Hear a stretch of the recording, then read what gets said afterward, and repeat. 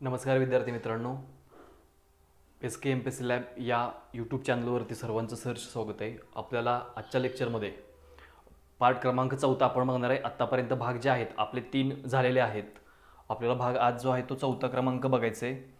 याच्यामध्ये आपल्याला जे आहेत संयुक्त पूर्व परीक्षा जी 30 एप्रिल रोजी होणार आहे, याला समोर ठेवून आपल्याला जे काही प्रश्न आपण घेतोय ते संभाव्य प्रश्न हे अतिशय तुमच्यासाठी महत्त्वाचे असणार आहेत.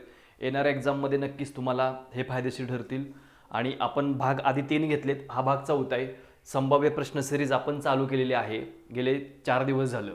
त्याच्यामुळे जास्तीत जास्त विद्यार्थ्यांपर्यंत लेक्चरची लिंक शेअर करा.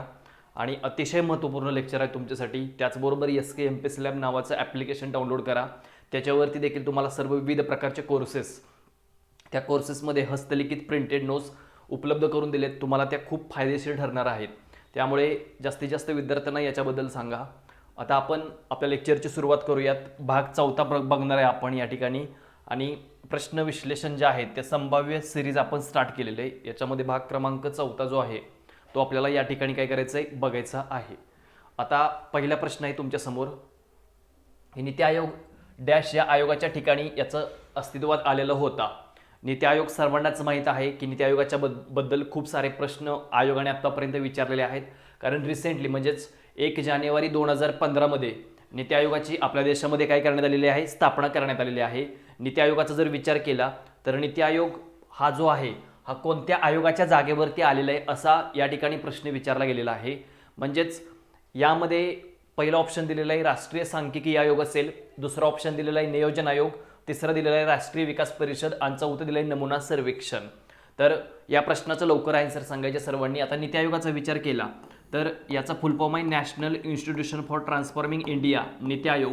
याची स्थापना 1 जानेवारी 2015 मध्ये. हा जो आयोग आहे तो आयोग काय आहे, असंवैधानिक आहे. म्हणजे याची घटनेमध्ये तरतूद नाही. त्याचबरोबर या संदर्भात कोणता कायदा देखील बनवण्यात आलेला नाही. असंवैधानिक आयोग आहे. आणि नियोजन मंडळाचा विचार केला तर याची स्थापना 15 मार्च 1950 मध्ये स्थापना करण्यात आली होती. 15 मार्च 1950 मध्ये नियोजन मंडळाची स्थापना. हा देखील असंवैधानिकच आयोग आहे. म्हणजे याचा जर विचार केला तर या प्रश्नाचं उत्तर आहे पर्याय क्रमांक 2 नियोजन आयोग. अतिशय महत्त्वाचा प्रश्न आहे. नियोजन आयोग हे या प्रश्नाचं उत्तर आहे. प्लॅनिंग कमिशन हा देखील असंवैधानिकच आयोग आहे. कोणता आयोग आहे, नियोजन आयोग, असंवैधानिकच आयोग आहे. नीती आयोगाची स्थापना 1 जानेवारी 2015 मध्ये नीती आयोगाची स्थापना करण्यात आली होती. National institution for transforming India आयोगाच्या ठिकाणी अस्तित्वात आलेलं आहे. नियोजन आयोगाच्या ठिकाणी अस्तित्व याचं झालेलं आहे. याचबरोबर अजून एक महत्त्वाचं आहे ते म्हणजे NDC नॅशनल डेव्हलपमेंट काउन्सिल लक्षात ठेवायचं आहे. याची स्थापना जी आहे ती 6 ऑगस्ट 1952 मध्ये करण्यात आलेली होती. NDCची नॅशनल डेव्हलपमेंट काउन्सिलची स्थापना 6 ऑगस्ट 1952 मध्ये करण्यात आली. आणि याचा जर विचार केला तर पंचवार्षिक योजनांना मंजुरी देण्याचं काम राष्ट्रीय विकास परिषद, पण अंतिम मंजुरी देण्याचं काम जे आहे ती आपल्या देशाची पार्लमेंट म्हणजेच कोण करते, संसद करत असते. हे पण अतिशय महत्त्वाचं आहे. म्हणजे 3 बॉडीजवरती प्रश्न विचारले जातात. याच्यामध्ये कोण कोण येतात राष्ट्रीय विकास परिषदेमध्ये, याचे देखील अध्यक्ष जे असतात ते देशाचे पंतप्रधानच असतात. म्हणजे तिन्ही पण बॉडीज याचे अध्यक्ष कोण असतात, देशाचे पंतप्रधानच असतात. नियोजन आयोगाचा विचार केला तर 1961 मध्ये हे भारत सरकारचा भाग बनलेले आहे. नियोजन आयोग जो आहे तो 1961 मध्ये भारत शासनाचा भाग बनलेले आहे. मग यामध्ये राष्ट्रीय सांख्यिकी आयोगाचा विचार केला, national statistical commission NSC national statistical commission, याची स्थापना 2000 मध्ये झालेली आहे. कोणत्या वर्षी, 2000 मध्ये याची स्थापना झालेली होती. आणि याची स्थापना रंगराजन समितीच्या शिफारशीनुसार करण्यात आलेली आहे. आणि कायमस्वरूपी नंतर सुरेश तेंडुलकर समिती 2006 अंतर्गत ते कायमस्वरूपी करण्यात आलेलं होतं. इथं बघितलंय आपण राष्ट्रीय विकास परिषद, याची स्थापना 6 ऑगस्ट 1952 मध्ये. आणि याच्या डेटवर देखील प्रश्न विचारला जातो. याचे देखील पदसिद्ध जे अध्यक्ष असतात ते देशाचे पंतप्रधान असतात. नियोजन मंडळाचे अध्यक्ष हे देखील देशाचे पंतप्रधान पदसिद्ध अध्यक्ष. आणि नियोजन मंडळाच्या जागेवरती नंतर काय आलेलं आहे, नीती आयोग आलाय. तो केव्हा आलाय तर 1 जानेवारी 2015 मध्ये हा आयोग आलेला आहे. म्हणजे बेसिक कन्सेप्ट इथे तुमच्या क्लिअर असल्या पाहिजेत. नियोजन आयोगामार्फत पंचवार्षिक योजना आतापर्यंत 1 ते 12 आपल्या देशामध्ये पंचवार्षिक योजना आखण्यात आलेल्या आहेत. किती योजना, 1 ते 12 पंचवार्षिक योजना आपल्या देशामध्ये झालेल्या आहेत. त्याच्यानंतर योजना झालेल्या नाहीत, हे देखील तुम्हाला इथे विचारात घ्यायचं आहे. या पहिल्या प्रश्नाचं उत्तर आपण बघितलेलं आहे ऑप्शन क्रमांक 2 अतिशय महत्त्वपूर्ण प्रश्न आहे. यावरती 2019 मध्ये प्रश्न होता. नीती आयोगावरती 3 विधाने होती, त्यातलं एक विधान काय होतं, चुकीचं होतं. तुम्हाला चुकीचं विधान काय करायचं होतं या ठिकाणी ओळखायचं होतं. नेक्स्ट क्वेश्चन, भारतातील राष्ट्रीय लोकसंख्या धोरण डॅशला उत्तेजित करत असतं. लवकरात लवकर या प्रश्नाचा आन्सर सर्व विद्यार्थ्यांनी सांगायचा आहे. कशाला उत्तेजित याच्यामध्ये केलं जात असतं. अतिशय महत्त्वपूर्ण प्रश्न. आता याच्यामध्ये जर विचार केला, राष्ट्रीय लोकसंख्या धोरण आपल्या देशामध्ये 1976 असेल. कधी झालेलं आहे, 2 टाइम झालेलं आहे. 1976 असेल आणि त्याच्यानंतर 1976चं एक धोरण आणि 2000चं धोरण अतिशय महत्त्वाचं धोरण आहे. हे दोन्हीच्या दोन्ही 2000च्या धोरणावरती देखील काय केले जातात, या ठिकाणी प्रश्न विचारले जात असतात. राष्ट्रीय लोकसंख्या धोरणाच्या बाबतीमध्ये 1976चं धोरण आणि 2000चं धोरण याच्यावरती प्रश्न असतात. इथे काय होतं की मुलीच्या लग्नाचे वय 18 आणि मुलाच्या लग्नाचे वय 21 करणे हे 1976च्या राष्ट्रीय लोकसंख्या धोरणाचं प्रमुख उद्दिष्ट होतं 1976च्या. आता इकडे जर विचार केला राष्ट्रीय लोकसंख्या धोरण, तर या प्रश्नाचं अचूक उत्तर आहे पर्याय क्रमांक 3 विभक्त कुटुंब पद्धती. लक्षात ठेवायचं आहे. ऑप्शन क्रमांक 3 विभक्त कुटुंब पद्धतीचा याच्यामध्ये विचार केला जात असतो. लोकसंख्येचा विचार केला तर तुम्हाला अभ्यास करताना एक सगळ्यात महत्त्वाचं म्हणजे महाराष्ट्राची लोकसंख्या माहीत असली पाहिजे. यामध्ये लोकसंख्येबरोबर महाराष्ट्राची तुम्हाला काय असली पाहिजे, घनता. सर्वाधिक घनता कोणाची आहे, कमी घनताचे जिल्हे, जास्त घनतेचे जिल्हे आणि स्त्री पुरुष प्रमाण जे आहे याच्या बाबतीमध्ये पण ह्या बाबी तुम्हाला माहीत असल्या पाहिजेत. सर्वाधिक घनता कुठल्या जिल्ह्याची किंवा कमी घनता कुठल्या जिल्ह्याची आहे, या सगळ्या बाबतीत तुम्हाला लोकसंख्या टॉपिक अतिशय महत्त्वाचा आहे.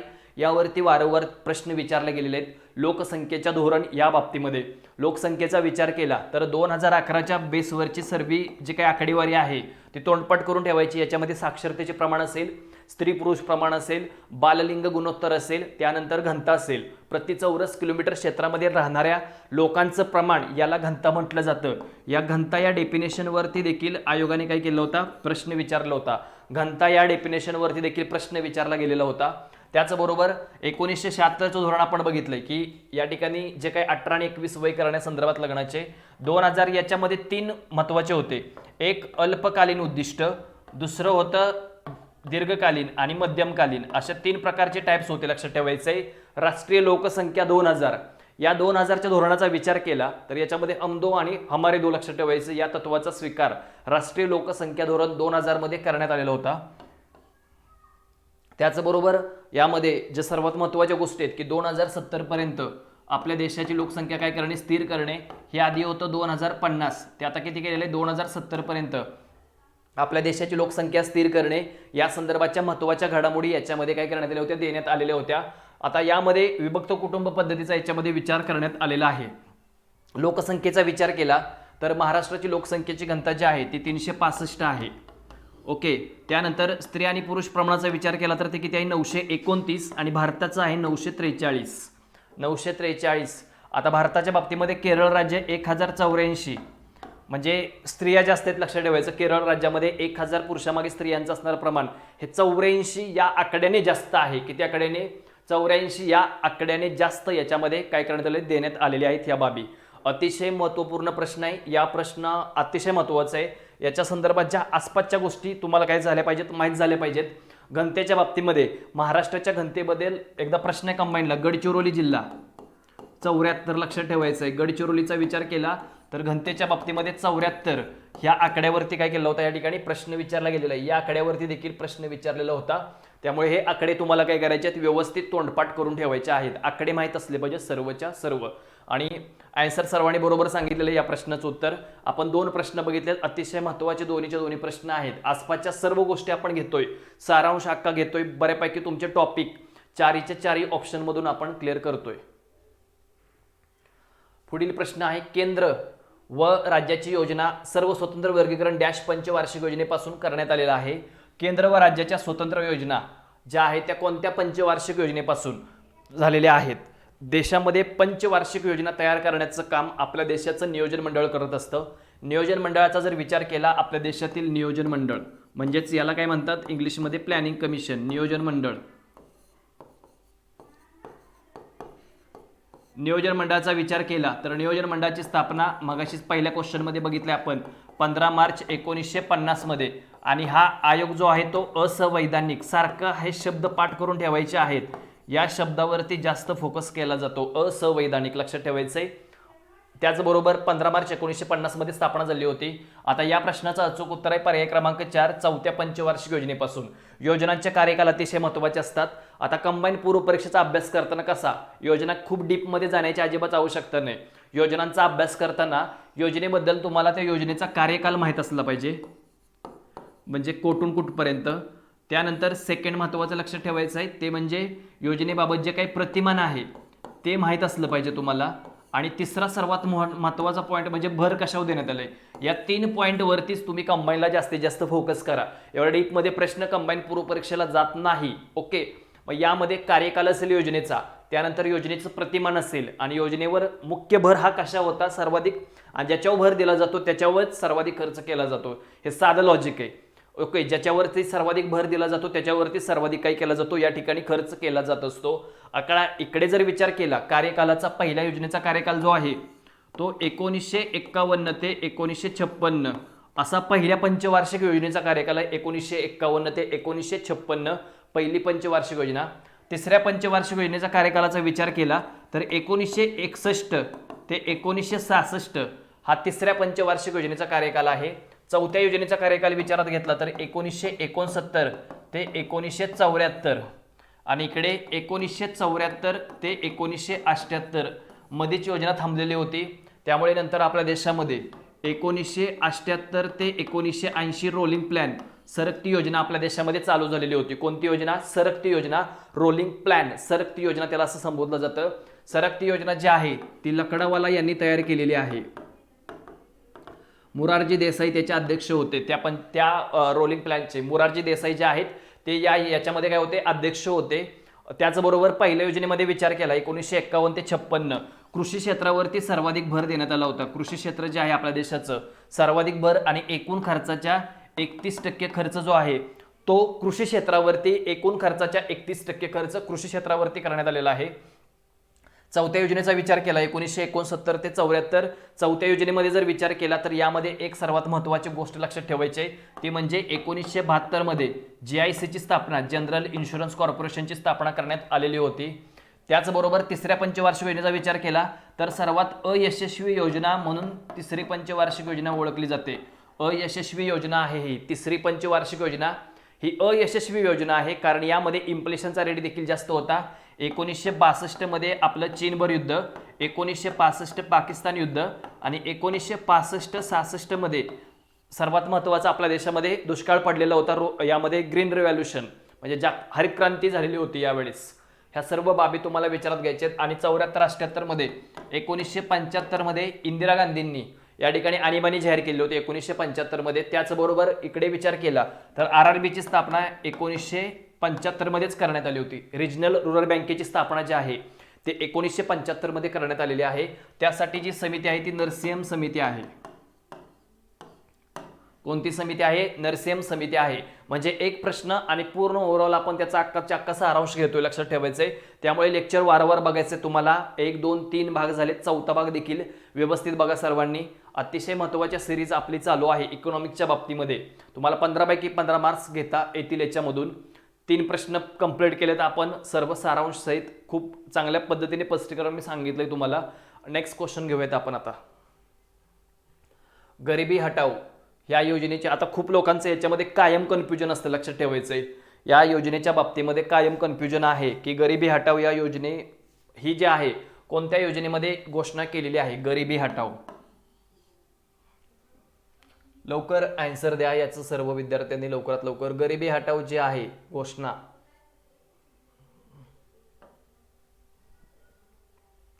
आता या प्रश्नाचा जर विचार केला तर याचा आन्सर आहे पर्याय क्रमांक 2. गरिबी हटाओ जी घोषणा आहे ती पर्याय क्रमांक 2 पाचवी पंचवार्षिक योजनेमध्ये गरिबी हटाओ घोषणा देण्यात आला होता. नारा लक्षात ठेवायचा आहे. त्यानंतर त्याची काही प्रमाणामध्ये अंमलबजावणी 6व्या पंचवार्षिक योजनेमध्ये देखील करण्यात आली होती. मुख्य भर देण्यात आलेला होता त्याच्यामध्ये. पण ही घोषणा जी आहे ना ती 5व्या पंचवार्षिक योजनेमध्ये देण्यात आलेली आहे. आणि 5व्या योजनेचा कार्यकाल जो आहे, 5व्या योजनेचा कार्यकाल 1974 ते 1978 हा जो कार्यकाल आहे हा 5व्या पंचवार्षिक योजनेचा कार्यकाल आहे. 5व्या पंचवार्षिक योजनेचा कार्यकाल 1974 ते 1978. या योजनेमध्ये विचार केला तर या योजनेमध्ये ज्या काही महत्त्वाच्या गोष्टी झाल्या होत्या त्या अतिशय महत्त्वाच्या आहेत, लक्षात ठेवा. या 74 ते 78 या कालावधीमध्ये ज्या काही घडामोडी झाल्यात त्या व्यवस्थित लक्षात ठेवायच्या तुम्हाला. यामध्ये 1975 मध्ये RRBची स्थापना, रिजनल रुरल बँकेची स्थापना करण्यात आली. पहिला पॉईंट, 1975 मध्ये RRBची स्थापना करण्यात आली होती. रिजनल रुरल बँकेची स्थापना 1975 मध्ये करण्यात आलेली आहे. कोणत्या समितीच्या शिफारशीनुसार? तर नरसिंहन समितीच्या शिफारशीनुसार. पहिल्या 5 ठिकाणच्या RRB तुम्हाला माहित असल्या पाहिजेत. त्याचबरोबर या योजनेमध्ये 1975 मध्ये आणीबाणीची घोषणा, आणीबाणीचा विचार केला तर भारतीय घटनेचा भाग कितवा आहे? 18वा भाग आहे. कलम आहे 352 ते 360 पर्यंत काय सांगण्यात आलं? याच्यामध्ये आणीबाणीच्या तरतुदी देण्यात आलेल्या आहेत. राष्ट्रीय आणीबाणी असेल, राज्य आणीबाणी असेल, त्याला राष्ट्रपती राजवट असे संबोधले जाते. आणि तिसरा पॉईंट आहे त्याला काय म्हटलं जातं? तर आर्थिक आणीबाणी कलम क्रमांक 360 अंतर्गत त्याला आर्थिक आणीबाणी असे संबोधले जाते. आता बाकीचे इथं पर्याय दिलेत तुम्हाला. तिसरी पंचवार्षिक योजना, तिसऱ्या योजनेचा कार्यकालाचा विचार केला, तिसऱ्या पंचवार्षिक योजनेचा कार्यकाल जो आहे तो 1961 ते 1966 हा तिसऱ्या पंचवार्षिक योजनेचा कार्यकाल आहे. कितव्या योजनेचा कार्यकाल आहे? हा तिसऱ्या पंचवार्षिक योजनेचा कार्यकाल आहे. याच्यामध्ये 1965 मध्ये FCI फूड कॉर्पोरेशन ऑफ इंडियाची स्थापना करण्यात आली होती. 1965 मध्ये FCIची स्थापना, 1965 मध्ये FCIची स्थापना असेल. 1966 मध्ये रुपयाचं डिव्हॅल्युएशन करण्यात आलं होतं 36.5%. 36.5% रुपयाचं याच्यामध्ये डिव्हॅल्युएशन देखील करण्यात आलेलं आहे. 36.5% रुपयाचं डिव्हॅल्युएशन याच्यामुळे आपल्या देशामध्ये जर विचार केला तर आयात काय होते? या ठिकाणी कमी होते आणि निर्यातीमध्ये काय होते? वाढ होत असते. निर्यात वाढते आपल्या देशाची आणि आयात कमी होत असते. 6व्या पंचवार्षिक योजनेचा विचार केला तर 6व्या पंचवार्षिक योजनेचा कार्यकाल जो आहे तो किती आहे? तर 1980 ते 1985 हा 6व्या पंचवार्षिक योजनेचा कार्यकाल आहे. 6व्या पंचवार्षिक योजनेचा. आणि 7व्या योजनेच्या कार्यकालाचा विचार केला तर 7वी योजना 1985 ते 1990 पर्यंत ही जी योजना आहे ही योजना कितव्या क्रमांकाची आहे? 7व्या क्रमांकाची योजना आहे. आणि नॉर्मल प्रश्न विचारला जातो कंबाईन पूर्व परीक्षेमध्ये. जर विचार केला तर एकदम नॉर्मल प्रश्न असतो. मी आधीच सांगितलेला आहे. कार्यकाल असेल योजनांचा, त्याचबरोबर योजनांच्या कार्यकालाबरोबर तुम्हाला दुसरा पॉईंट लक्षात ठेवायचा आहे तो म्हणजे मुख्य भर आणि प्रतिमान. कारण तिसऱ्या योजनेमध्ये विचार केला तर याचं प्रतिमान जे होतं ते महालनोबिस प्रतिमान होतं. महालनोबिस प्रतिमान होतं तिसऱ्या पंचवार्षिक योजनेचा विचार केला तर. ओके. आणि तिकडे 5व्या 6व्या योजनेमध्ये विचार केला, 4थ्या 5व्या 6व्या, तर ॲलनमान आणि अशोक रुद्र हे तिकडून पुढे प्रतिमान आहेत. पहिल्या योजनेचा विचार केला तर हेरॉड डोमर हे प्रतिमान होतं. कितव्या योजनेचं? पहिल्या योजनेचं हेरॉड डोमर असेल. दुसऱ्या आणि तिसऱ्या योजनेचा प्रतिमानाचा विचार केला तर महालनोबिस हे प्रतिमान होतं. हे तुम्हाला बाबी विचारात घ्यायच्या आहेत या प्रश्नाबाबत. या प्रश्नाचं उत्तर आहे अचूक ऑप्शन क्रमांक 2 5वी पंचवार्षिक योजना. कितव्या क्रमांकाची योजना आहे? 5वी पंचवार्षिक योजना आहे. नेक्स्ट क्वेश्चन बघायचे आहे. अखिल भारतीय दारिद्र्य रेषेची विभक्तीकरण करून प्रत्येक राज्यासाठी स्वतंत्र रेषा डॅश समितीने सुचवलेली आहे. तेंडुलकर समिती असेल पहिला पॉईंट. सेकंड पॉईंट आहे रंगराजन समिती, नियोजन आयोग असेल आणि लकडावाला समिती असेल. दारिद्र्य टॉपिक अतिशय महत्त्वाचा आहे. याच्यावरती कायमस्वरूपी आयोगाने काय केले? प्रश्न विचारलेले आहेत. कोणती एक्झाम असणे की याच्यावर प्रश्न आहेत. प्रिलिमला असेल किंवा मुख्य परीक्षेला असेल, प्रत्येक वर्षी पॉवर्टी या टॉपिकवरती प्रश्न विचारला जातो. आणि त्याच्याच रिलेटेड टॉपिक, कनेक्टेड टॉपिक म्हणजे अनएम्प्लॉयमेंट, बेरोजगारी टॉपिक हा देखील तुम्हाला काय करायचे आहे? खूप व्यवस्थितरित्या अभ्यासायचा आहे. मग याच्यामध्ये तेंडुलकर समिती अतिशय महत्त्वाची. अजून उत्तर आपल्याला बघायचं आहे या प्रश्नाचं. तेंडुलकर समितीचा विचार केला तर या समितीची स्थापना झालेली आहे 2005 मध्ये. कधी झालेली आहे? 2005 मध्ये या समितीची स्थापना करण्यात आलेली आहे. हे आधी तुम्हाला माहित असलं पाहिजे स्थापना कधी झाली. 2009 मध्ये या समितीने आपला अहवाल जो होता तो काय केला होता? मांडलेला होता 2009 मध्ये.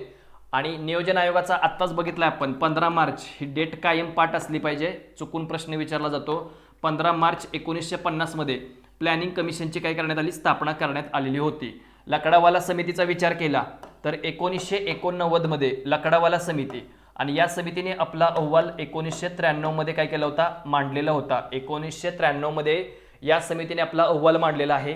तेंडुलकर समितीच्या बाबतीमध्ये तुम्हाला सर्व बाबी मी सांगणार आहे. तर या प्रश्नाचं अचूक उत्तर आहे रंगराजन समिती, पर्याय क्रमांक 2. अखिल भारतीय दारिद्र्य रेषेचे विभक्तीकरण केलेलं आहे. ओके. अखिल भारतीय दारिद्र्य रेषेचे विभक्तीकरण याच्यामध्ये केलेलं आहे. प्रत्येक राज्यासाठी स्वतंत्र रेषा हे कोणत्या समितीने सुचवलेलं आहे तर रंगराजन या समितीने सांगितलेलं आहे. कोणत्या समितीने? रंगराजन या समितीने ह्या बाबी याच्यामध्ये सांगितलेल्या आहेत. रंगराजन समितीचा विचार केला तर याच्याबद्दलच्या सर्व बाबी तुमच्या तोंडपाठ असल्या पाहिजेत. रंगराजन समितीची स्थापना जी आहे ती 2012 मध्ये करण्यात आलेली होती. कधी करण्यात आली होती? 2012 मध्ये. या समितीने आपला अहवाल 2014 मध्ये मांडलेला आहे. कधी मांडलेला आहे? 2014 मध्ये. याने टोटल दारिद्र्य 2011-12चा विचार केला तर टोटल दारिद्र्य जे आहे ते 29.5% सांगितलेलं होतं. ग्रामीण भागाचा विचार केला तर 30.5% आणि शहरी भागाचा विचार केला तर 26.4%. आणि सर्वाधिक दारिद्र्य जे आहे ते छत्तीसगड या राज्यामध्ये आहे असं देखील या समितीने सांगितलेलं आहे. छत्तीसगड या राज्यामध्ये आहे. आणि कॅलरीज मूल्याचा वापर केला होता. कॅलरीज मूल्याचा विचार केला तर 2090 आणि 2155 कॅलरीज जे आहेत त्या ग्रामीण भागासाठी आणि 2090 कॅलरीज शहरी भागासाठी या समितीने सांगितलेले आहेत. सर्वाधिक दारिद्र्य छत्तीसगड या राज्यामध्ये आहे असं या समितीने काय केलं होतं? सांगितलेलं होतं रंगराजन समितीने. तेंडुलकर समितीचा विचार केला. या प्रश्नाचं अचूक उत्तर आहे पर्याय क्रमांक 2. तेंडुलकर समितीचा विचार केला तर या समितीने देखील छत्तीसगड या राज्यामध्ये सर्वाधिक दारिद्र्य आहे असं सांगितलेलं होतं. तेंडुलकर समितीची स्थापना 2005 आणि 2009 मध्ये या समितीने काय केलं होता? आपला अहवाल जो आहे तो या ठिकाणी मांडलेला होता. आता या समितीच्या बाबतीमध्ये तुम्हाला काय लक्षात ठेवायचे? तेंडुलकर समितीच्या बाबतीमध्ये सर्वात महत्त्वाच्या कोणत्या गोष्टी आहेत तर यांनी टोटल दारिद्र्य 21.9% सांगितले. लक्षात ठेवायचे. ओके, इकडे 29.5 सांगितले, इकडे 21.9%. ग्रामीण भागाचा विचार केला तर 25.7 आणि शहरी भागाचा विचार केला तर 13.7 एवढं दारिद्र्य या समितीने काय केलेलं आहे? सांगितलेलं होतं. तेंडुलकर समितीचं उष्मांक आहे याचा वापर केला नाही. लक्षात ठेवायचं आहे. उपभोक्त्याचा खर्च जो आहे, उपभोक्त्याचा खर्च त्यांनी काय केला होता? या ठिकाणी विचारात घेतलेला होता. उपभोक्त्याचा खर्च या समितीने काय केलेला आहे? विचारात घेतलेला आहे. उपभोक्त्याचा खर्च याच्यावर प्रश्न आयोगाने विचारलेला आहे. उपभोक्त्याचा खर्च या समितीने काय केला होता? विचारात घेतलेला होता. खूप सारे प्रश्न तुम्ही बघू शकता की एवढं सारं स्पष्टीकरण तुम्हाला सांगितलेलं आहे. कोणी सांगू शकत नाही. लक्षात ठेवायचंय. एवढं सगळं स्पष्टीकरण तुम्हाला दिलेलं आहे. वारंवार तुम्हाला हे सगळ्या गोष्टी बघायच्यात. अतिशय तुम्हाला फायदे होणार आहेत या लेक्चरच्या माध्यमातून. ओके, खूप सारं स्पष्टीकरण याच्यामध्ये आपण बघितलेलं आहे आणि ह्या स्पष्टीकरणाच्या माध्यमातून सगळ्या प्रश्नांची उत्तरे तुम्हाला म्हणजे जमतील बऱ्यापैकी. खूप साऱ्या गोष्टी मी सांगतो इकडे. आता याच्यानंतर पुढील नेक्स्ट क्वेश्चन आहे.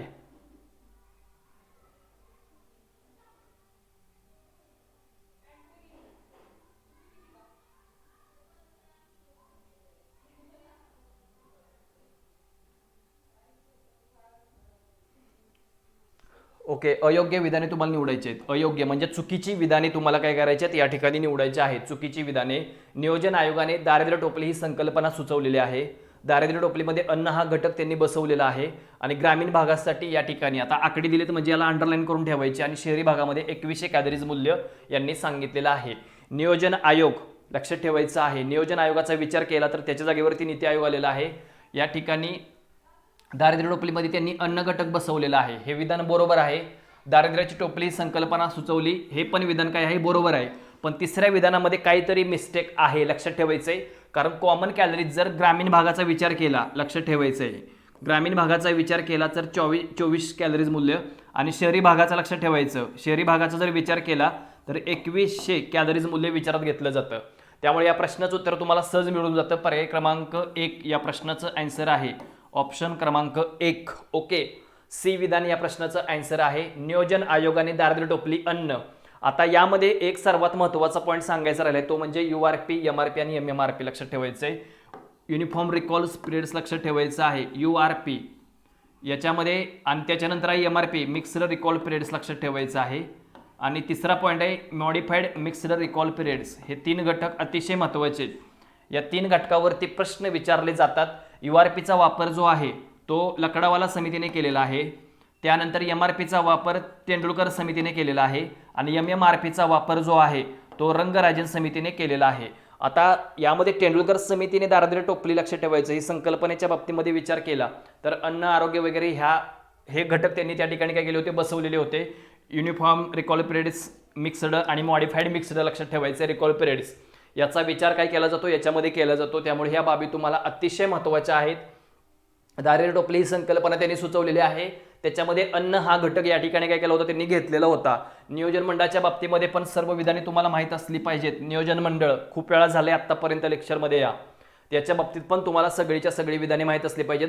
कॉमन कॅलरी 2400 आणि 2100, पण याला रंगराजन समिती जी आहे ती अपवाद आहे. यांनी कॅलरीज मूल्य जे आहे ते खूप युनिक सांगितलेलं होतं. रंगराजन समितीने जे आहे कॅलरीज मूल्य खूप युनिक सांगितलेलं आहे. याच्यामध्ये त्यांनी 2155 ग्रामीण भागासाठी आणि शहरी भागासाठी 2090 कॅलरीज मूल्य काय केलं होतं, त्यांनी या समितीने सांगितलेलं होतं. हे पण तुम्हाला बाबी तोंडपाठ करून ठेवायचे. याच्यावरती काय केले जातात, या ठिकाणी प्रश्न विचारले जात असतात. अतिशय महत्त्वाचा पार्ट आहे, लक्षात ठेवा.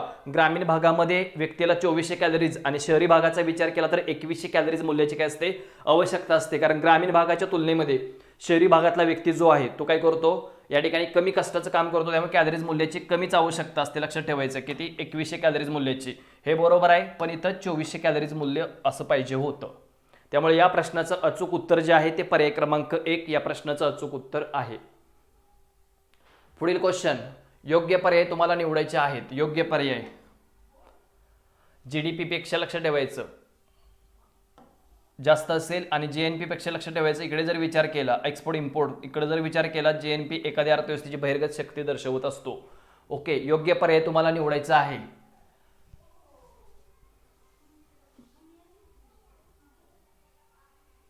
याच्यामध्ये जर विचार केला ए विधान चुकीचं आहे. जेएनपी पेक्षा जीडीपी या ठिकाणी जास्त असत नाही, लक्षात ठेवायचं. जेएनपी पेक्षा जीडीपी जास्त असतो, जेएनपी जास्त असतो, लक्षात ठेवायचं आहे. आणि जेएनपी बहिर्गत शक्ती दर्शवतो, हे विधान बरोबर आहे. त्यामुळे या प्रश्नाचं अचूक उत्तर आहे पर्याय क्रमांक 2. पर्याय क्रमांक 2 हे या प्रश्नाचं अचूक आन्सर आहे. इकडे जर विचार केला जेएनपी जीडीपी या कन्सेप्ट मी खूप वेळा तुमच्या क्लिअर केलेत आणि या कन्सेप्टवरती वारंवार काय केले जातात, प्रश्न विचारले जातात. त्यामुळे या कन्सेप्ट तुमच्या तोंडपाठ असल्या पाहिजेत. देशाच्या सीमांतर्गत भागामध्ये सर्व उत्पादन संस्थांनी उत्पादित केलेल्या वस्तू व सेवा यांचे पैशातील अंतिम मूल्य म्हणजे ग्रॉस डोमेस्टिक प्रोडक्ट. जर त्याच्यातून डिप्रेशन म्हणजे घसारा मायनस केला तर आपल्याला एनडीपी नेट डोमेस्टिक प्रोडक्ट आपल्याला मिळून जातं. त्याचबरोबर ग्रॉस नॅशनल प्रोडक्टचा विचार केला तर देशाच्या आर्थिक प्रक्षेत्रामध्ये सर्व उत्पादन संस्थांनी उत्पादित केलेल्या वस्तू आणि सेवा यांचे पैशातील अंतिम मूल्य म्हणजे ग्रॉस नॅशनल प्रोडक्ट. आणि ज्यावेळेला आपण त्याच्यातून घसारा मायनस करतो त्यावेळेला आपल्याला नेट नॅशनल प्रोडक्ट मिळत असतं. म्हणजे ह्या ज्या 4 कन्सेप्ट आहेत त्या अतिशय महत्त्वाच्या लक्षात ठेवायचं. जीडीपी ग्रॉस डोमेस्टिक प्रोडक्ट ही कन्सेप्ट पाठ करून ठेवायची. त्याच्यानंतर याच्या संलग्न म्हणजे एनडीपी नेट डोमेस्टिक प्रोडक्ट ही पण कन्सेप्ट पाठ करून ठेवायची. त्याच्यानंतर जीएनपी ग्रॉस नॅशनल प्रोडक्ट ही पण पाठ असली पाहिजे. आणि एनएनपी नेट नॅशनल प्रोडक्ट ह्या 4च्या 4 कन्सेप्ट पाठ करून ठेवायच्या, अतिशय महत्त्वाचे आहेत. यावरती प्रश्न विचारले जातात. बहिर्गत शक्ती दर्शवतो कारण बाहेरच्या सीमा क्षेत्र सोडून जरी बाहेरच्या देशामध्ये एखादी व्यक्ती गेली आपल्या देशातील तर त्या व्यक्तीचं उत्पन्न आपल्या देशामध्ये प्लस होतं, म्हणजे बहिर्गत शक्ती दर्शवतो. हा ऑप्शन बरोबर आहे, पण पहिला ऑप्शन बरोबर नाही, लक्षात ठेवायचं. जेएनपी पेक्षा जीडीपी जास्त असतो, चुकीचा आहे, लक्षात ठेवायचं आहे. काय असतो या ठिकाणी तर जेएनपी जास्त असतो याच्यामध्ये, हे तुम्हाला लक्षात ठेवायचं आहे.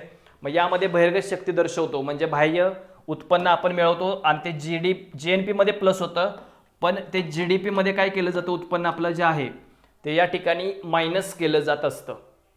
काय केलं जात असतं या ठिकाणी, ते उत्पन्न जे आहे ते आपल्या देशातून कमी केलं जातं. नेक्स्ट क्वेश्चन, जेव्हा लोकसंख्या जास्त वाढते तेव्हा नैसर्गिक आपत्तीद्वारे लोकसंख्या कमी करण्याचा प्रयत्न करतो, असे डॅश विचारवंतांनी आपल्या सिद्धांतामध्ये मांडलेलं आहे. एम एस स्वामीनाथन असेल, दर्खिम असेल, कार्ल मार्क्स असेल आणि त्याच्यानंतर थॉमस माल्थस. लोकसंख्येच्या बाबतीमध्ये याच्यामधली एकमेव महत्त्वाची सर्वात व्यक्ती आहे ती म्हणजे लक्षात ठेवायचं तुम्हाला थॉमस माल्थस, लक्षात ठेवायचं आहे.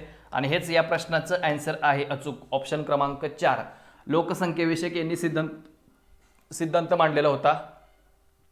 याच्यामध्ये विचार केला लोकसंख्या कोणत्या पद्धतीने वाढते, लक्षात ठेवायचं. लोकसंख्येचा विचार केला तर 2, 4 असेल, 8 असेल, 16 असेल, 32 असेल अशी वाढत जाते लोकसंख्या. तर याचा विचार केला लोकसंख्या सोडून जर अन्नधान्याच्या मागणीचा विचार केला तर एक गणितीय पद्धतीने 2, 3, 4, 5, 6, 7, 8 अशी वाढत जाते. हे अतिशय महत्त्वाचा सिद्धांत आहे, लक्षात ठेवायचं. Essay on principle of economics हा त्यांचा जो काही पॉप्युलेशन संदर्भात ग्रंथ आहे या संदर्भात लक्षात ठेवायचे. थॉमस माल्थस यांनी हा ग्रंथ मांडलेला म्हणजे सांगितलेला होता. आणि नैसर्गिक लोकसंख्येवर कंट्रोल कुठल्या उपाययोजना सुचवण्यापेक्षा डायरेक्ट नैसर्गिक आपत्तीद्वारे त्याच्यावर आपण कंट्रोल करू शकतो, पण याच्यावरती टीका टिप्पणी झालेली आहे, खूप सारे लक्षात ठेवायचं आहे. ओके, ह्या बाबी तुम्हाला या टॉपिकच्या बाबतीमध्ये लक्षात ठेवायच्या आहेत. अतिशय महत्त्वपूर्ण प्रश्न, या प्रश्नावरती वारंवार म्हणजे अशा टाईपचे प्रश्न विचारले जातात. लोकसंख्येचे सिद्धांत कोणी कुठला मांडलेला आहे, इकॉनॉमिक्समध्ये याच्यावरती प्रश्न असतात. ते मेन्सला जास्त विचारले जातात, मुख्य परीक्षेला असे जास्त प्रश्न असतात. ते मुख्य परीक्षेच्या बॅचमध्ये आपण सर्वच्या सर्व गोष्टी काय करणार आहोत, घेणार आहोत. राष्ट्रीय उत्पन्न मोजताना, आता राष्ट्रीय उत्पन्न या ठिकाणी मोजताना किती वर्षाचा कालावधी विचारात घेतला जातो?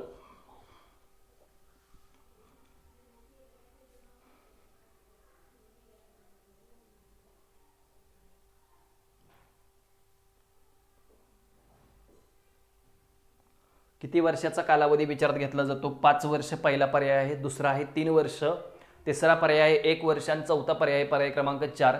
तर या प्रश्नाचं अचूक उत्तर आहे ऑप्शन क्रमांक 1, म्हणजे ऑप्शन क्रमांक 3 1 वर्ष. कारण याच्यामध्ये एक आर्थिक वर्ष विचारात घेतलं जातं. राष्ट्रीय उत्पन्न मोजताना पहिल्यांदा आर्थिक वर्ष काय केलं जातं, विचारात घेतलं जात असतं. आता आर्थिक वर्ष आपल्या देशाचं 1 एप्रिल ते 31 मार्च असं आहे. आपल्या देशाचं आर्थिक वर्ष जे आहे ते 1 एप्रिल ते 31 मार्च असं आहे आपल्या देशाचं आर्थिक वर्ष. आर्थिक वर्षाचा जर विचार केला तर हे चेंज करावं असं 2016 मध्ये शंकर आचार्य समितीने सांगितलेलं आहे. कोणत्या समितीने सांगितलेलं आहे? शंकर आचार्य समितीने सांगितलेलं होतं की आपलं आर्थिक वर्ष काय करा, या ठिकाणी चेंज करा. आणि या संदर्भाच्या तरतुदी मध्य प्रदेश आणि झारखंड या 2 राज्यांनी काय केल्या, स्वीकारलेल्या आहेत. 1 जानेवारी ते 31 डिसेंबर असं काय केलं, यांनी आपलं आर्थिक वर्ष केलेलं आहे. 1 जानेवारी ते 31 डिसेंबर, पण जनरली विचार केला 1 एप्रिल ते 31 मार्च हे आपल्या देशाचं काय आहे, आर्थिक वर्ष आहे. याच्यामध्ये जे काही उत्पन्न असतं, राष्ट्रीय उत्पन्न, ते काउंट केलं जातं 1 एप्रिल ते 31 मार्च दरम्यानचं, म्हणजे एका वर्षाचं. 5 वर्षाचं, 3 वर्षाचं असं कोणत्याही प्रकारचं राष्ट्रीय उत्पन्न याच्यामध्ये काय केलं जाणार नाही, काउंट केलं जाणार नाही. तर यामध्ये एका वर्षाचा विचार केला जातो, ते वर्ष म्हणजे 1 एप्रिल ते 31 मार्च राष्ट्रीय उत्पन्न काउंट केलं जात असतं. यामध्ये हे जे आर्थिक वर्ष आहे हे 1867-68 पासून काय केलं जातं, गणलं म्हणजे मांडलं जातं. इथून पुढे 1867-68 पासून हे आर्थिक वर्ष मांडलं जातं 1 एप्रिल ते 31 मार्च. पण हे चेंज करा, या संदर्भात एलकेजा समिती पण होती, पण त्यांच्या शिफारसी भारत सरकारने स्वीकारल्या आहेत. त्यानंतर शंकराचार्य समिती होते 2016 मध्ये, यांनी पण सांगितलं की 1 जानेवारी ते 31 डिसेंबर करा. यांच्या देखील शिफारसी ज्या आहेत त्या या ठिकाणी स्वीकारण्यात आलेल्या नव्हत्या. पण मध्य प्रदेश आणि झारखंड या राज्यामध्ये 1 जानेवारी ते 31 डिसेंबर असं आर्थिक वर्ष करण्यात आलेलं आहे. बाकीच्या कोणत्याही राज्यांनी या ठिकाणी अशा प्रकारच्या शिफारसी ज्या आहेत त्या स्वीकारल्या गेलेल्या नाहीत त्यांच्याकडून. खूप महत्त्वपूर्ण प्रश्न आहे, नॉर्मल प्रश्न पण विचारला जातो. आर्थिक वर्ष काय आहे? 1 एप्रिल ते 31 मार्च हे आपल्या देशाचं आर्थिक वर्ष आहे. करंट मधला अतिशय महत्त्वाचा प्रश्न आहे. भारत सरकारने डॅश या वर्षासाठी सर्वांसाठी घरे योजनेची सुरुवात केलेली आहे. म्हणजे सर्वांसाठी कोणत्या वर्षापर्यंत घरे? पहिला पर्याय आहे ऑप्शन क्रमांक 1 2022, ऑप्शन क्रमांक 2 आहे 2020, ऑप्शन क्रमांक 3 आहे 2024 आणि ऑप्शन क्रमांक 4 आहे 2023. अतिशय महत्त्वपूर्ण प्रश्न आहे. 1 लाइनर प्रश्न विचारला तर काय आपली अवस्था होते तुम्हाला माहित आहे. त्याच्यामुळे आपला अभ्यास हा खूप डीपमध्ये असला पाहिजे अशा योजनांच्या बाबतीमध्ये.